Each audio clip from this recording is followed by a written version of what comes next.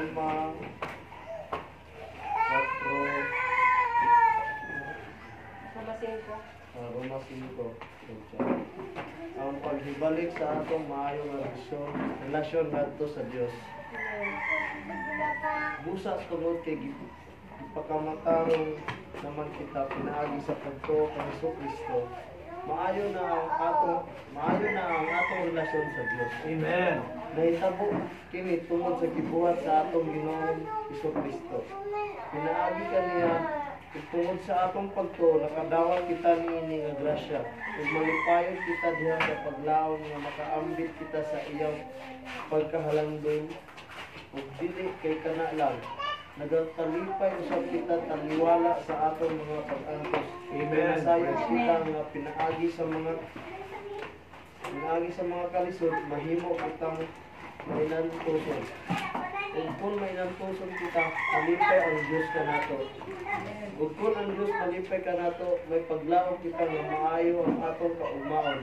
Amen. Ug dili mahitabo nga dili nato madawat ang atong ginalauman tungod kay pinaagi sa Espiritu Santo gipadala ka nato, nasayra nato nga ginahigugma kita sa Dios.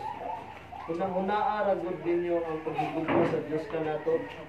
Sa dihang wala kita'y mahimo aron makalikay sa silong, nagpakamatay si Kristo alang kanatong mga makasasala sa panahon nga gitakda sa Dios. Talagsaan nga mahitabo nga may magpakamatay alang sa tao nga matarong.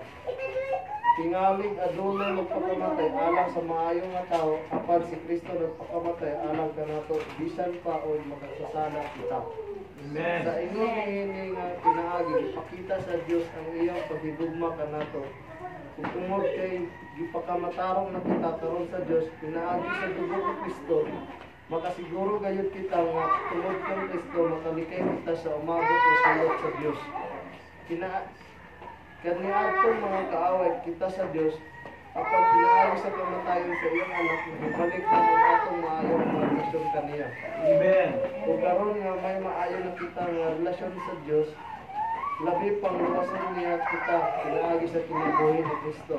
Kung dili kay kana lang, malipayon usab kita karon sa atong relasyon sa Dios pinaagi sa atong Ginoong si Kristo. Pinaagi kaniya nahibalik na ang atong maayong relasyon sa Dios. Ang Ginoo magapanalangin kaniya. Amen.